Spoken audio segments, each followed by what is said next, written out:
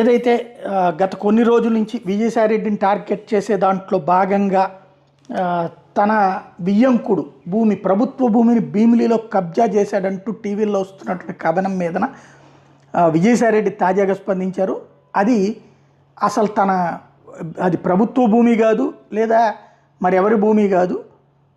Telugu Desam party తరపున ఇప్పుడు ఎవరైతే పార్లమెంట్ సభ్యుడు భరత్ ఉన్నారో వాళ్ళ నాన్నగారి దగ్గర నుంచి కొన్నటువంటి భూమి, ఆ భూమిని ఏదో ప్రభుత్వ భూమి కబ్జా చేశారన్నటువంటి కోణంలో ప్రొజెక్ట్ చేసుకొస్తున్నారు అన్నది గుర్తు చేస్తూ, అదే గతంలో అయితే గీతం దగ్గర దాని గురించి మీరు ఎవరన్నా రాశారా?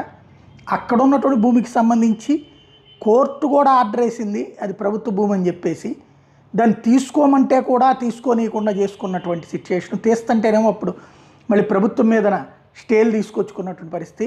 అట్లాంటి వాటిని వెనకేసుకొస్తారు, మా వాళ్ళని